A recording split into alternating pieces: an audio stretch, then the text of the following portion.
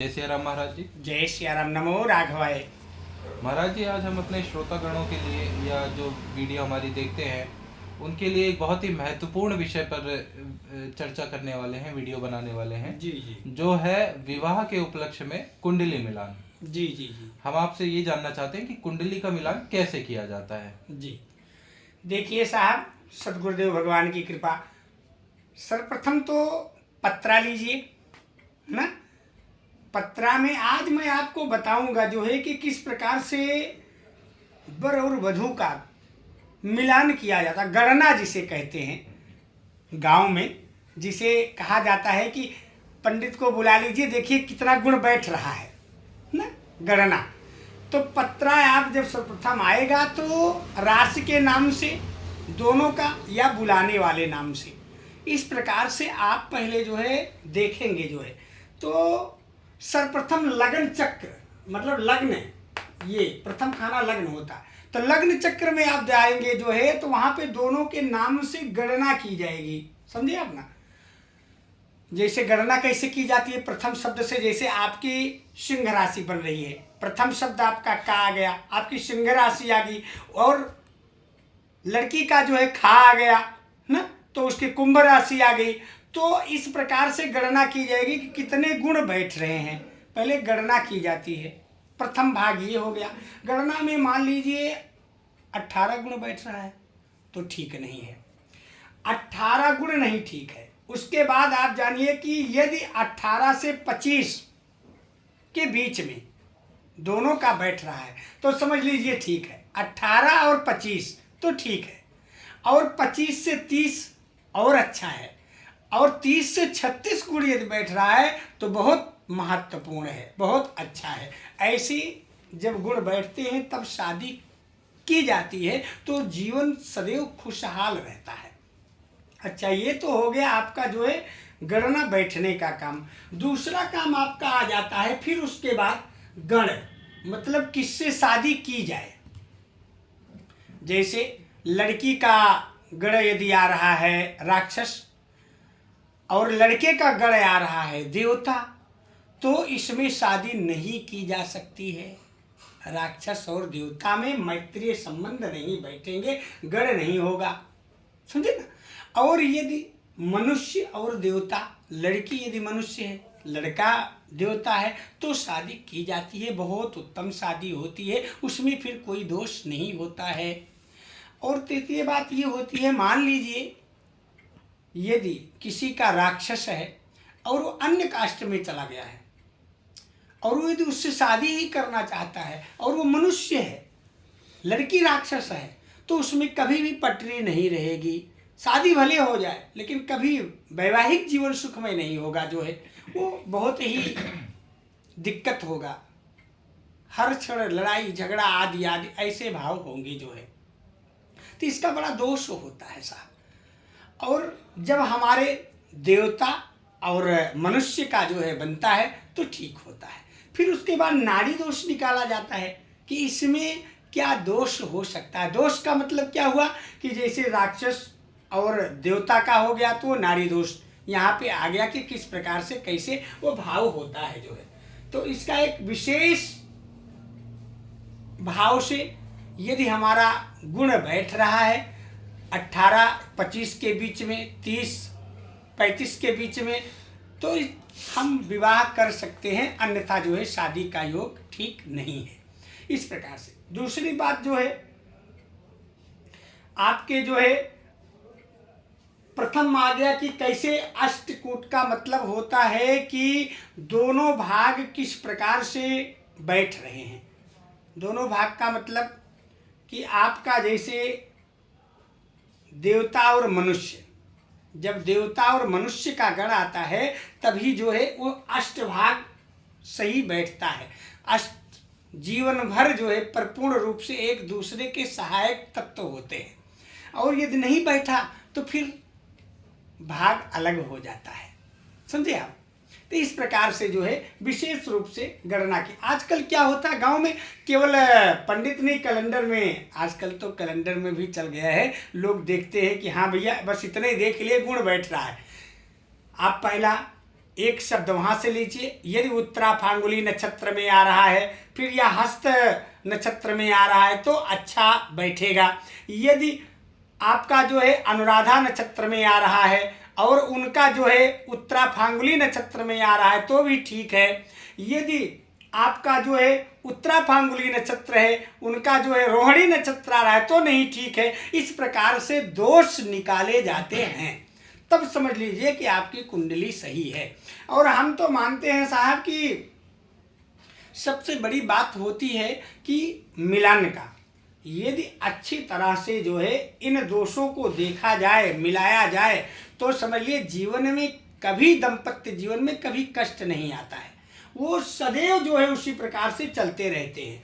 ये लग्न चक्र हो गया और ये खाना जो हो गया, पंचम भाग आपका जो है, ये जो है आपके सुख के, अर्थात कौन से सुख, पत्नी मनोरमाम देही, उस भाव से जो है आपका ये भाग जो होता है बड़ा महत्वपूर्ण होता है। यदि इस भाव में आ गए आप तो चकाचक है। तो इसलिए देखना महत्वपूर्ण होता है। दो चीज विशेष रूप से देखे जाते हैं, एक मैत्रीय संबंध हमारा कैसे बन रहा है वो, और दूसरा नाड़ी दोष।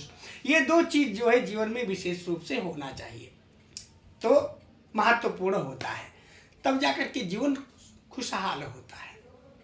और कुछ महाराज जी, आपने गुणों की चर्चा की है तो 36 गुण बताए आपने।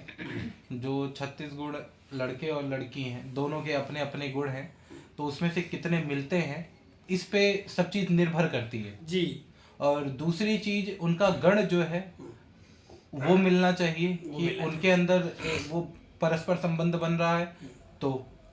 और नवमांश के बारे में आपने कुछ बताया। देखिए, नवमांश का मतलब ये होता है कि विशेष रूप से भाग किस में जा रहा है, किस भाग में, किस महीने में, किस तिथि में हमारा विवाह हो रहा है, वो बहुत महत्वपूर्ण चीज होता है।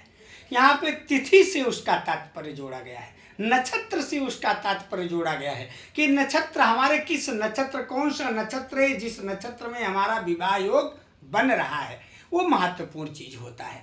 जब नक्षत्र जो है परिपूर्ण होगा, अच्छा हो जा, जैसे गुरुपुष्य नक्षत्र हो गया, आज गुरुपुष्य नक्षत्र अगर हो गया तो समझ लीजिए चकाचक है साहब। फिर जीवन में और कोई नक्षत्र मिले या ना मिले, लेकिन हमारा विवाह जो है यदि गुरुपुष्य नक्षत्र में है तो समझ लीजिए जीवन भर हम जो है खुशहाल रहेंगे। धन धान्य संपत्ति सब कुछ से कभी भी जो है अगले पक्ष से जो है कोई शिकवा शिकायत हमको नहीं मिलेगी। इसलिए नक्षत्र का विशेष प्रभाव होता है। तो इसमें हमारे नक्षत्र जो है वो विशेष रूप से जी, उस समय जिस समय हमारी गणना हो रही है कि क्या मेरा योग बन रहा है, क्या मेरे साथ इनका विवाह हो सकता है, उस समय ब्राह्मण देवता विशेष रूप से नक्षत्र का भी वर्णन करते हैं कि इस नक्षत्र में इनका पड़ रहा है, इस नक्षत्र में इनका पड़ रहा है, इसलिए दोनों का योग निकाल करके तब वो गणना करके बताते कि ये बहुत उत्तम शादी है, जीवन में कभी कष्ट नहीं होगा जो है, इस प्रकार से जो है। और महाराज जी, कौन कौन से ऐसे योग हैं जिसमें विवाह कभी नहीं करना चाहिए? साहब देखिए, जैसे सतवीसा नक्षत्र हो गया ना, सतवीसा नक्षत्र में जो है और मूर नक्षत्र जब हो, क्योंकि कभी कभी ब्राह्मणों द्वारा बता दिया जाता है कि साहब जब तक पहुंचिए तब तक जो बस शादी की योग आइए ना, तो ऐसे उस समय जो है विशेष रूप से मूर नक्षत्र होता है, जहाँ जो आंधी तूफान बारिश आदि आदि होने लगता है, तो घोर नक्षत्र मूर नक्षत्र जो होता है उसमें कभी भी शायद नहीं की जाती है। लोग कहते हैं अरे वो पाताल में है, अरे पाताल में है फिर भी तो पृथ्वी से ही पाताल जाएगा, कोई बाउंडर होगा तो इस प्रकार से जो है इन नक्षत्रों में विशेष रूप से ध्यान देना चाहिए जो है। जी महाराज जी, गण का मिलान करते वक्त किन उनकी विवाह नहीं हो सकते? देखिए साहब, गण में जैसे कि राक्षस हो गया, राक्षस देवता, समझे ना, मनुष्य राक्षस, इसका जब यदि राक्षस शब्द जहाँ आ गया तो उनसे जो है कभी मिलान नहीं करना चाहिए। यदि आप जो है बाहरी स्थान से कहीं आपका जैसे कि दूसरे वर्ण में आपका प्रेम हो गया है और आप शादी ही करना चाहते हैं, तो यदि ये है कि वो राक्षस है आप देवता है तो कदापि नहीं करनी चाहिए, फिर भी नहीं करनी चाहिए। मतलब राक्षस और देवता ये एक ऐसा योग राक्षस है और देवता ये इस योग को छोड़ के बाकी सभी गण जी का योग बाकी ठीक है। आपके तो मनुष्य है, देवता है, दोनों का विशेष भाव है, बहुत अच्छा है, चकाचक चलेगा।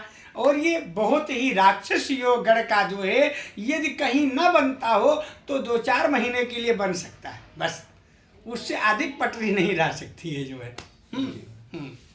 इस प्रकार से तो गुण कौन कौन से होते हैं, या कौन से ऐसे गुण हैं जिनका मिलना बहुत जरूरी है? देखिए साहब, सबसे खास बात ये होती है जीवन में, जैसे कि गुण आ गया आपका कन्या राशि का हो गया, कन्या राशि और सिंह राशि ना, जैसे कन्या सिंह ये हो गया। जैसे कुंभ और सिंह राशि का कभी मिलन नहीं हो सकता, समझे ना, उनके गुण कभी नहीं मिल सकते हैं। जो विपरीत राशियां हैं उनके कभी भी गुण जो है आपस में नहीं मिल सकते हैं। जैसे कि कुंभ राशि के मालिक शनिदेव हैं और सिंह राशि के मालिक सूर्य देव हैं, तो इसलिए इन राशियों के जो होंगे जातक, उनका जो है मिलन कभी नहीं हो सकता है। तो इसलिए जो है इनका विशेष भाव होना चाहिए जो है। जी महाराज, ये सब चीजें विशेष रूप से बताने योग्य होती हैं। महाराज जी, नाड़ी दोष क्या होती है? नाड़ी दोष का विशेष महत्व ये है कि जिस समय आप गण और नारी, गण का जब गणना कर रहे हो, जैसे राक्षस और देवता मिल रहा है तो वहाँ पे नाड़ी दोष होगा। जब राक्षस और देवता का मिलन आप कर जाएंगे तो वहाँ पे नाड़ी दोष होगा जो है। ये बहुत सूक्ष्म बातें होती हैं, सबका आप मिलन करते चले आइए एक तरफ से, तब उसके बाद नाड़ी दोष का विशेष रूप से भाव आता है जो है। तो वहाँ पे वो दोष निकाला जाता है कि ये इसमें ये दोष आ गया, इसलिए नहीं होना चाहिए जो है। जी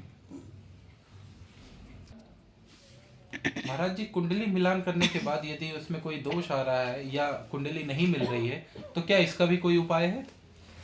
तो आप देखिए, 2 शब्द होते हैं, एक राशि का नाम हो गया। यदि राशि के नाम से दोनों का नहीं मिल रहा है तो एक का राशि का नाम होना चाहिए वर का, और कन्या का नाम बुलाने वाला जो सार्थक नाम, जैसे विद्यालय में जो नाम चल रहा है उस नाम का प्रथम शब्द लेकर के आप मिलान कर सकते हैं जो है, तो अच्छा होगा। लेकिन वर का जो होता है वो जो है राशि का नाम होना चाहिए। दोनों का बुलाने वाले नाम का कोई विशेष महत्व नहीं होता, लेकिन आजकल क्या होता है साहब, बुलाने वाले नाम से ही गणना की जा रही है ना, तो इस कारण से दोनों का एक एक नाम उसका होना चाहिए। तो उससे जो है सात्विक अर्थ निकलता है कि क्या विशेष रूप से मिलन हो रहा है कि नहीं हो रहा है, उससे सारे दोष निकल करके आते हैं।